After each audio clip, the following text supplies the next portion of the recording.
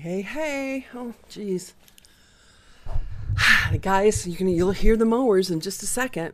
They had some questions.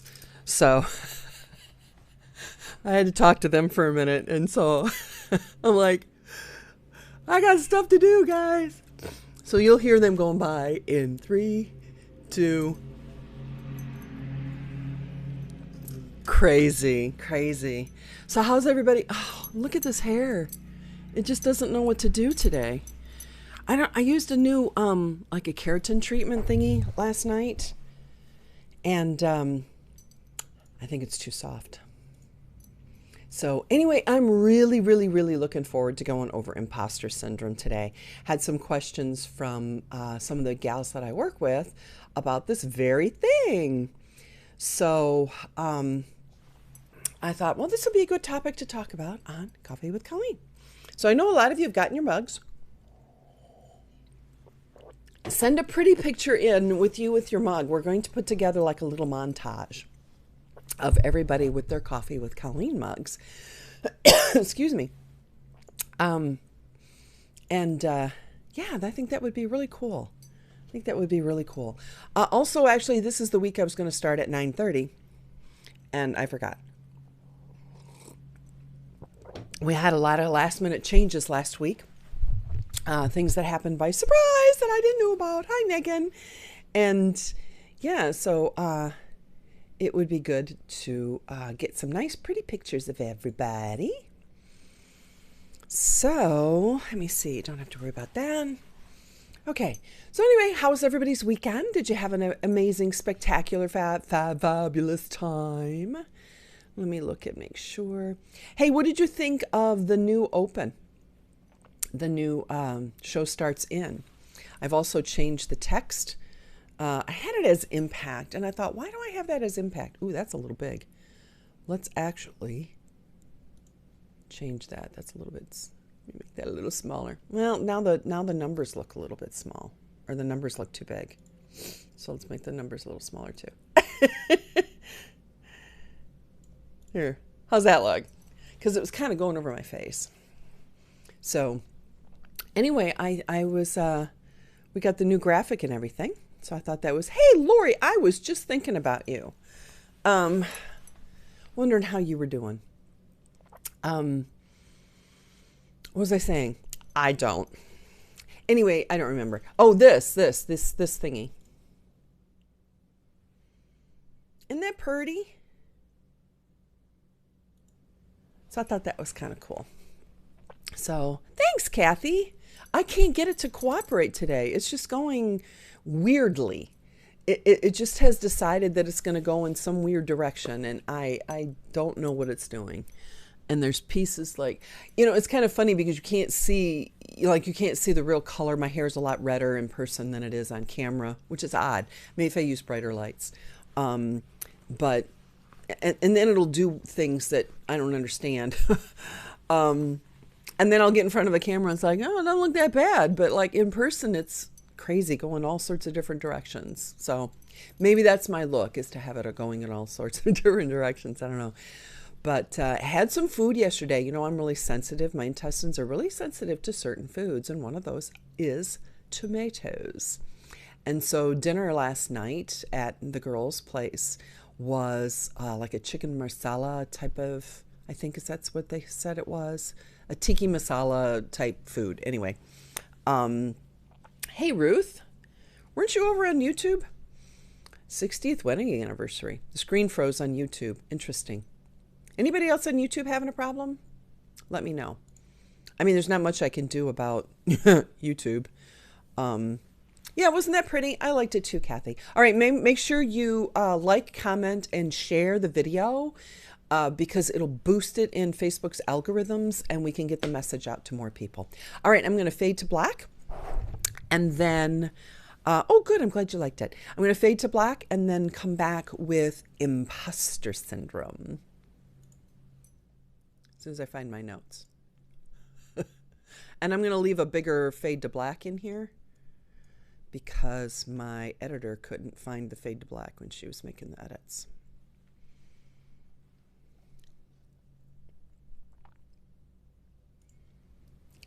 Studies say up to 70%, I think it's more, of people suffer from imposter syndrome.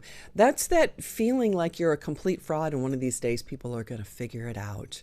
We're going to talk about the 5 types of imposter syndrome and how to overcome them on this morning's Coffee with Colleen.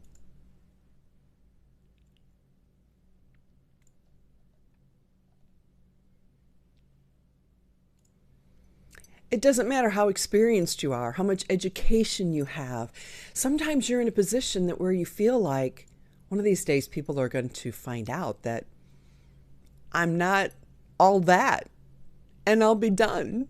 And then what? So it's called imposter syndrome. And there's an amazing book by Dr. Valerie Young on women and imposter syndrome.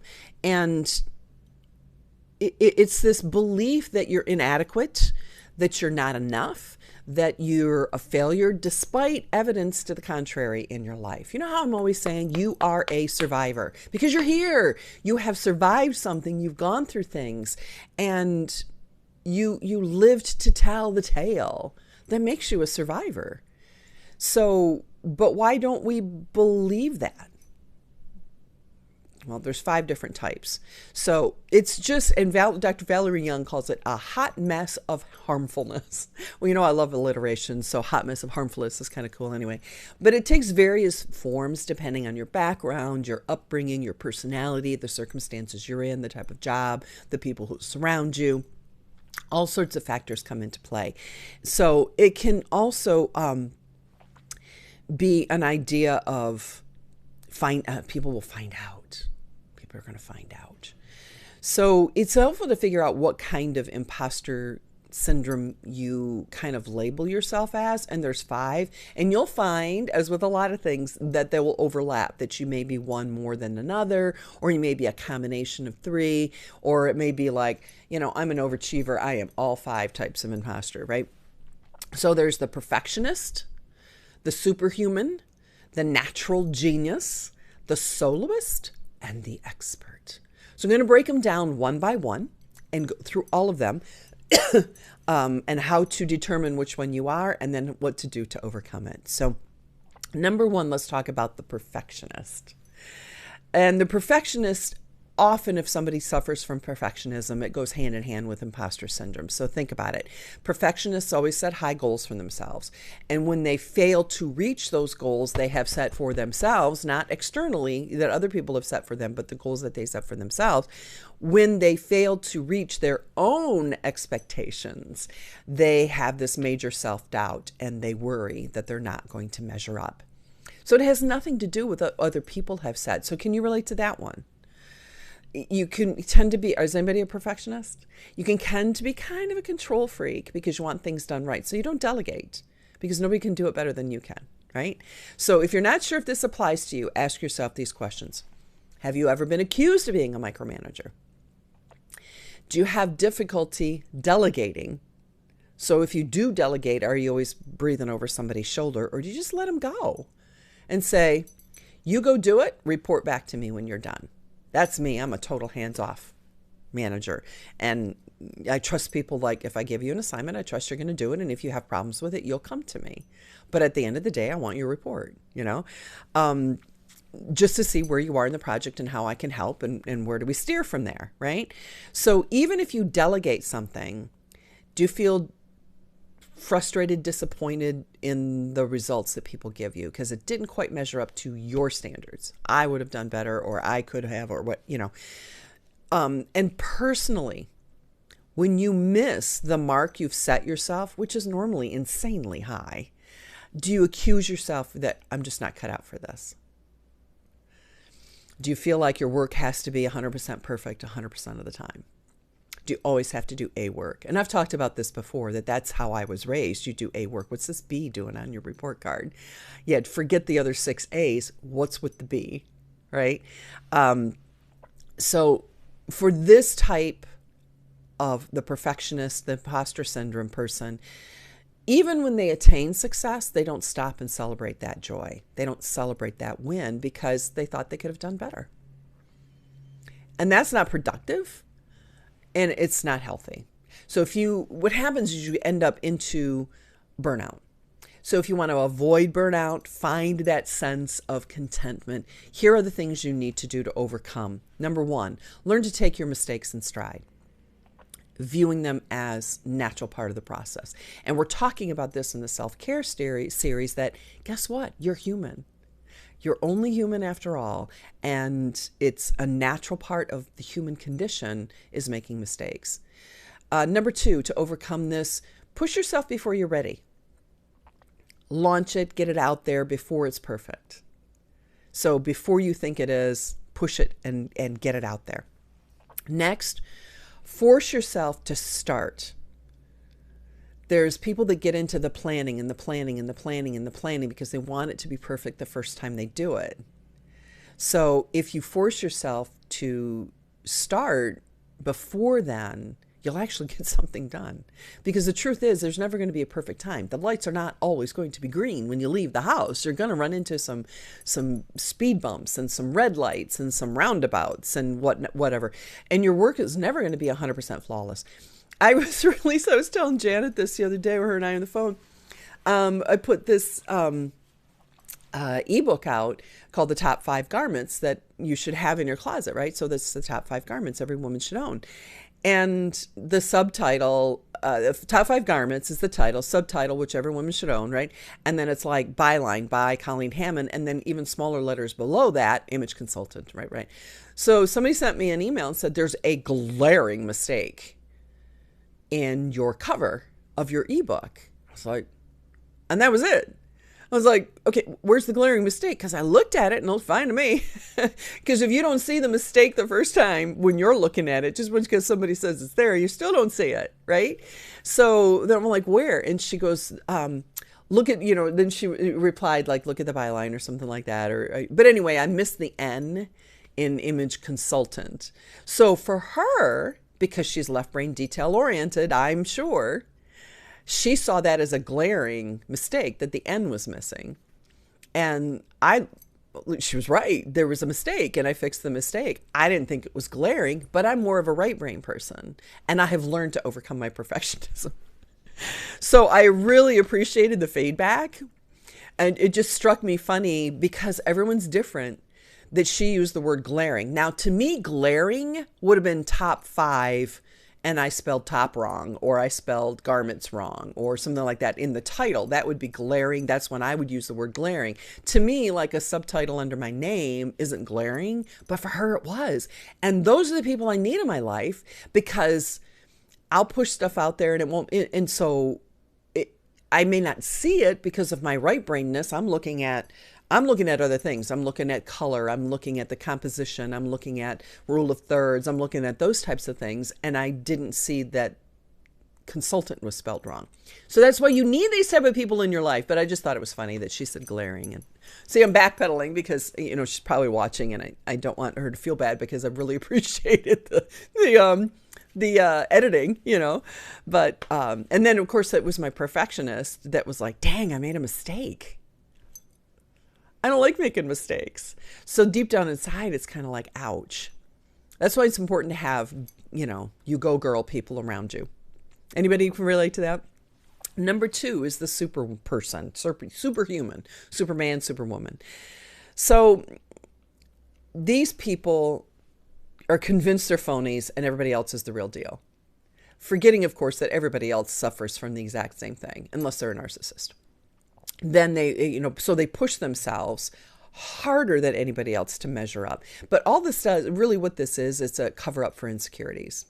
As a lot of these defense mechanisms are, they're just a cover up for our own insecurities. And it ends up harming your mental health, and it also harms your relationships because of, just let's get this into this. So let's ask yourself these questions to see if you're the superhuman. Do you stay later than anybody else? Even when you get the job done, even past that point, just to do the extra.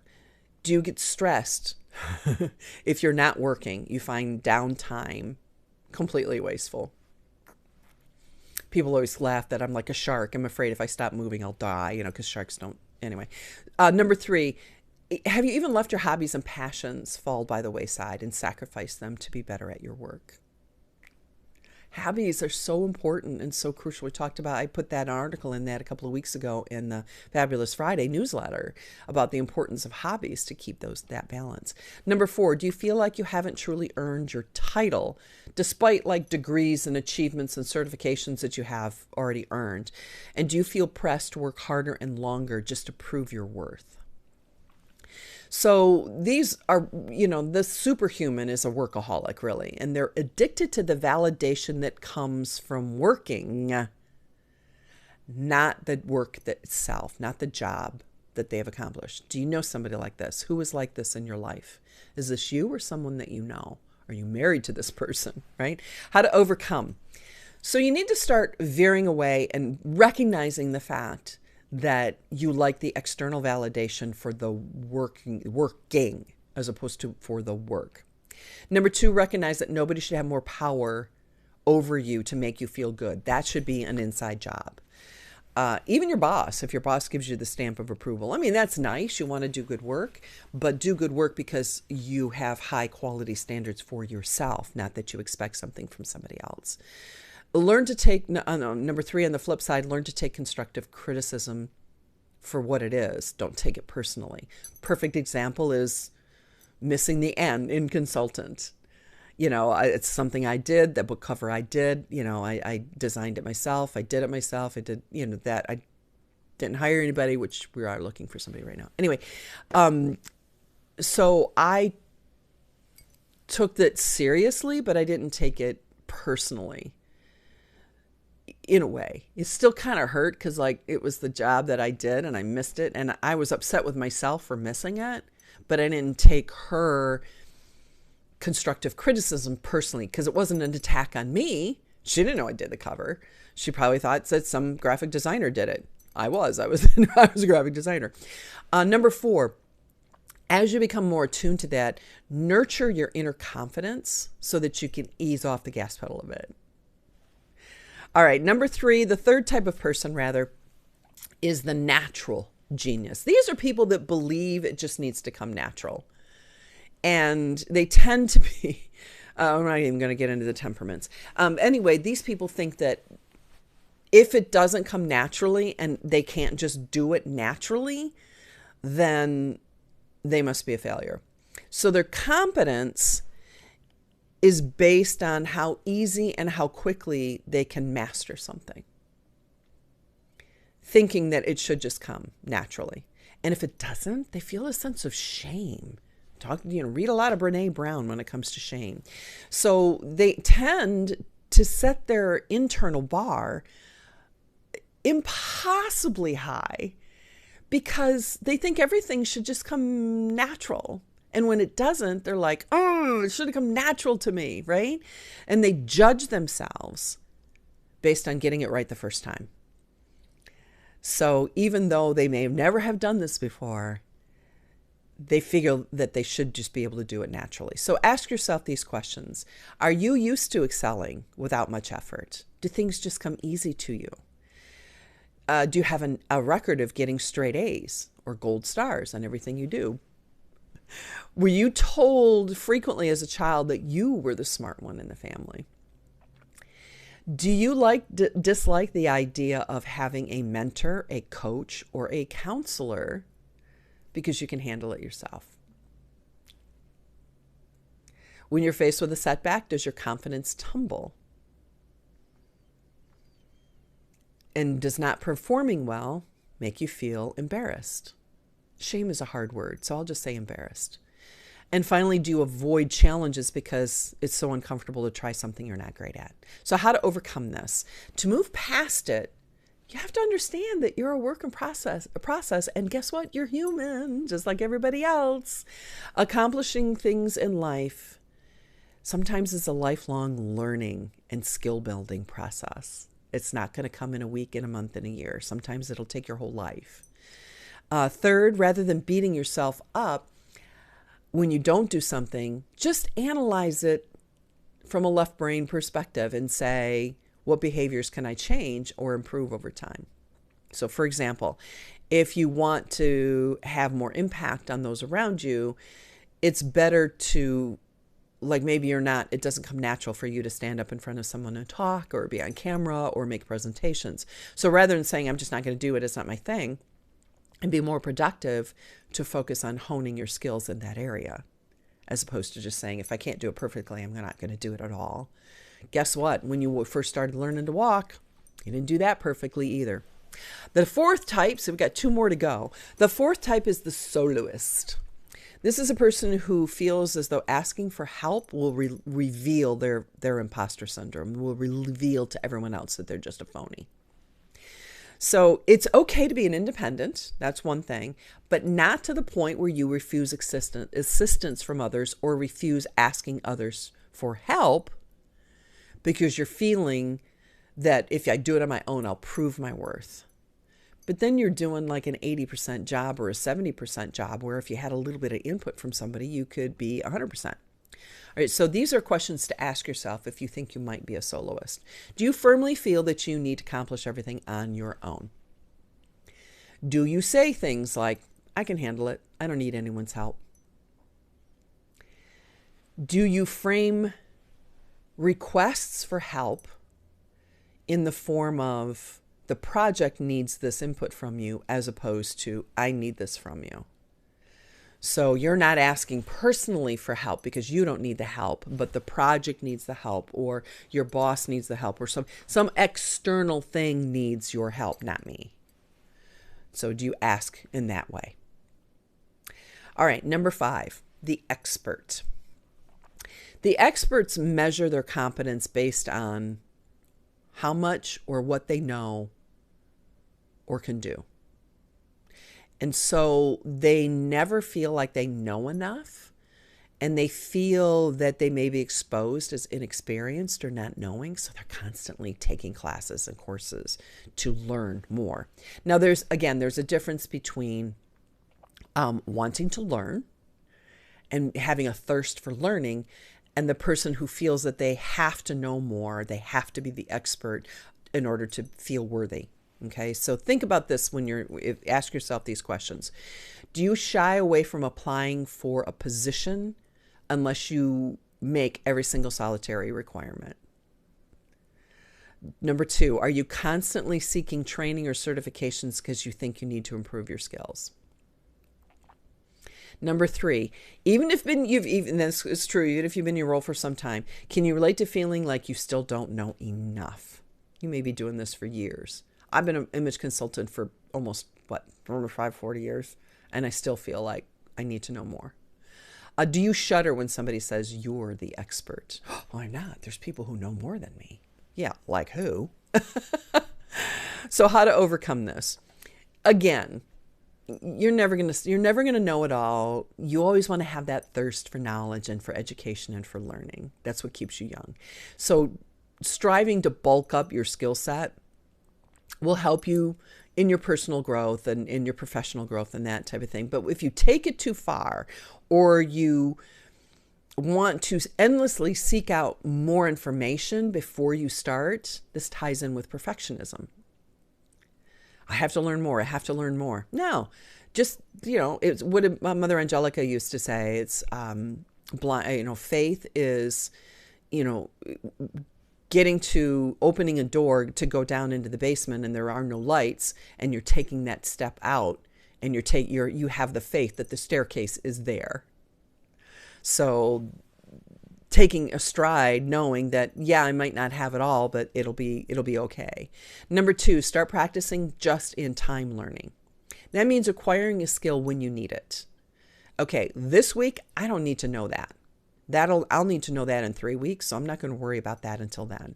I'll do this. Sometimes I'll get a course because it's on sale, or I don't have time to do it right now, but I know in 3 months I'm going to need that experience, and I want to have that available to me, or that book. If somebody mentions a good book, I don't have it. I have it on my nightstand, but I haven't read it yet because I don't quite need it just yet, because I need to focus on this and what's in front of me right now. So practice just-in-time learning.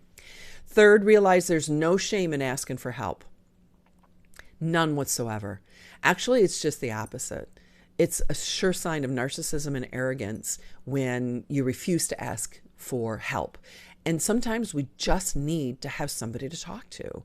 And 2 heads are always better than 1. 6 heads are always better than 1. And being able to bounce those ideas around are super important. That's why team, there is no I in team, right? Unless you look at the capital A, if you've ever seen that meme.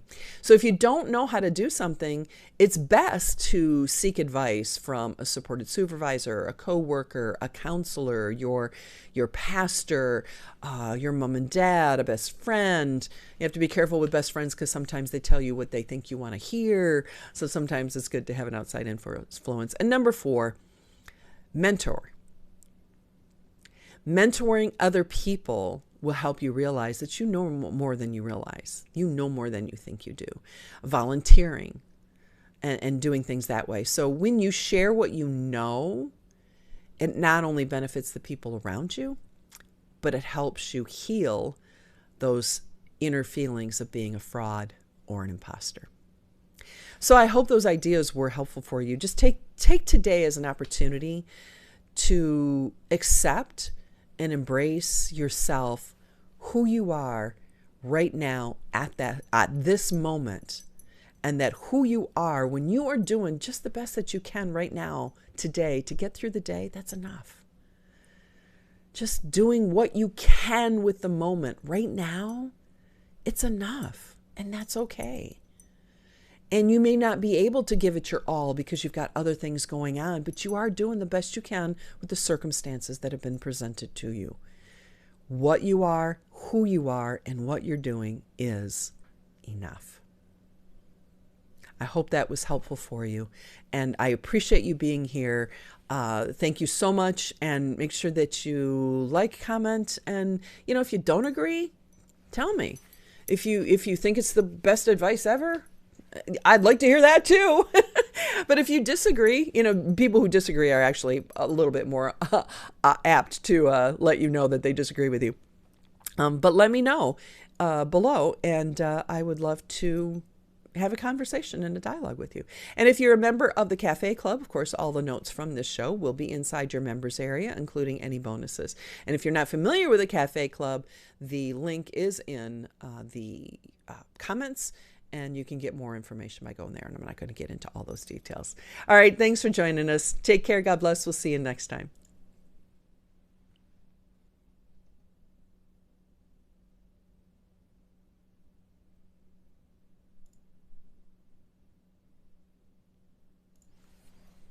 Alrighty, let me catch up on comments. All right, you guys got to do more commenting when I'm talking.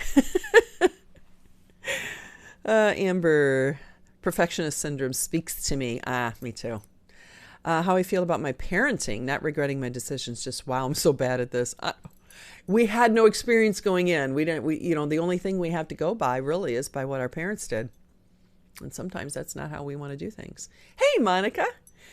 Changing the way I encourage and teach children with my homeschooling. I used to give candy and treats as a reward for a good job. Oops. Wanting to teach them to do a good job because it's the right thing and what's expected, not because you're going to get candy. Yep. Vibrancy. I am well this morning. A little bit tired, but thank you, Rex. Be bold with Cindy Lou. Faith is stepping to where you are. Yeah, I'm so loving doing just-in-time learning. That when I learned about just-in-time learning a few years back, it was a game changer for me. Yeah, that was the best thing that I could have done. Good and deep. Yes, Fiona. Easier to see what I'm not rather than what I am. I'll definitely watch a replay. Yeah, there's a lot in here. Chat was very helpful. Good, Megan. Glad. Got here later. What I saw was good. Good. Parents are model, but not always the best thing to follow for sure. And it's been a challenge too, because I know my children are doing things differently than I did.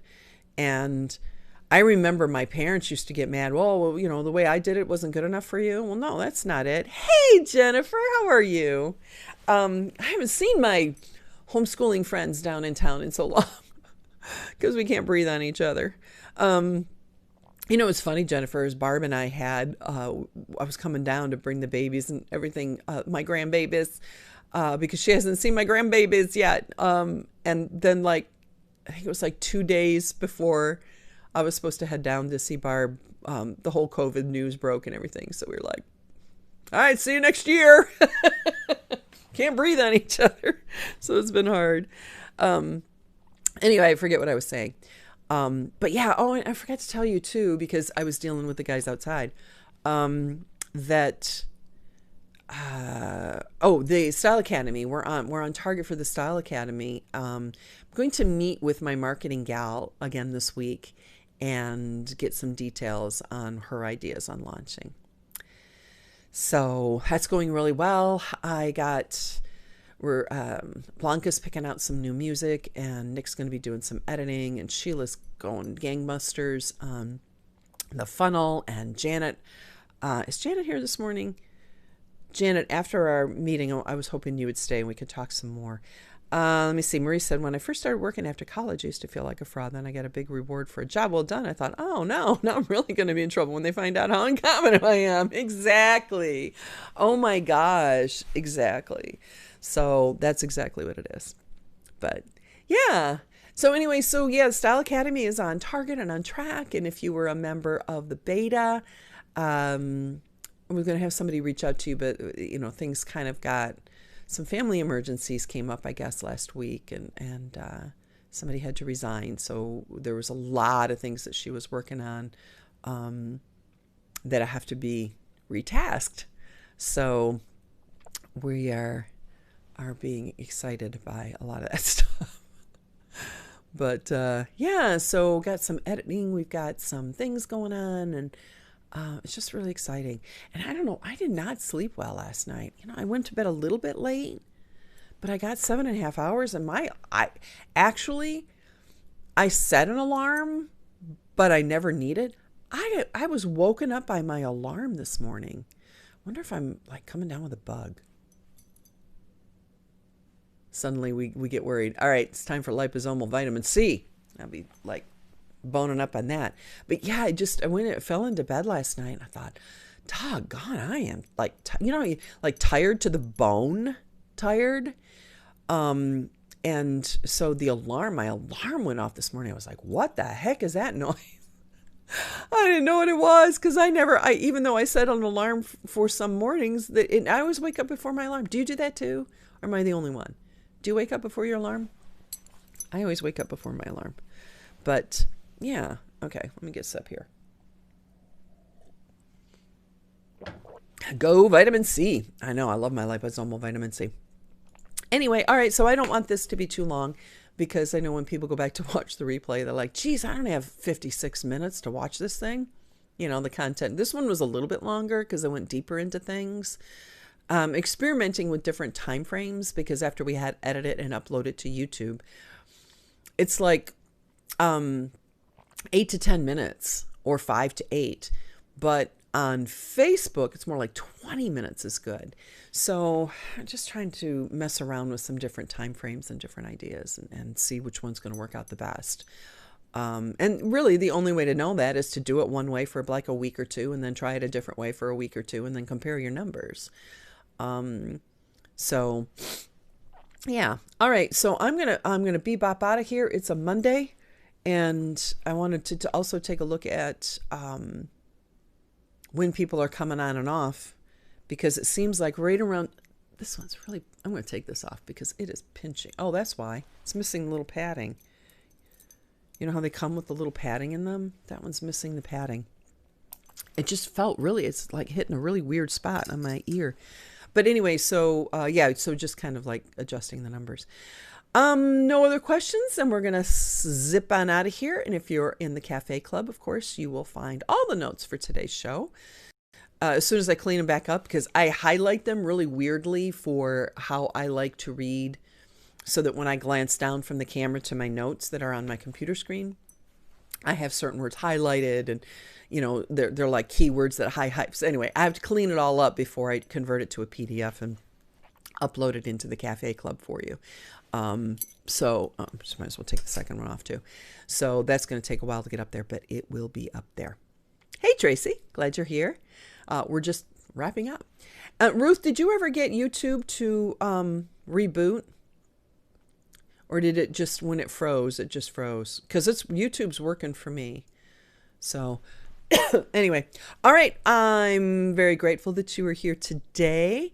Let me know too, either send me a private message, or if you're one of my classy confidants, just text me at my number. You know my number, 214-214-4995. That's for everybody. If you want to be a classy confidant.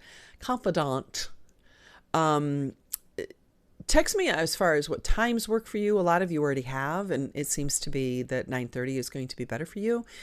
So we may move it to 9:30s. Also, I was doing live shows that were actually pre-recorded, but they were aired live, and I was there live and answering questions and that type of thing on Tuesdays, Thursdays, and Fridays. And last week was the first week that I did that. So let me know what you think about that as well. People seem to want the conversation, but I don't know. I just have to,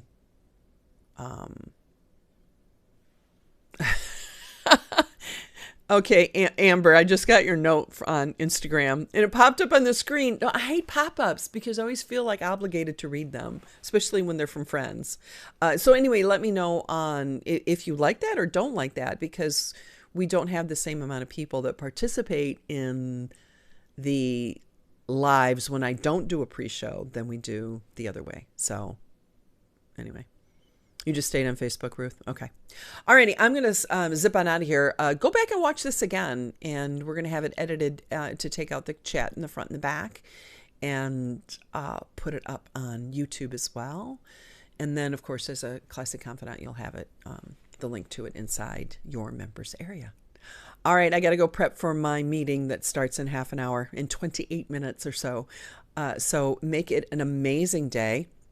Again, if you have any, excuse me, any prayer requests, make sure that you put them below too.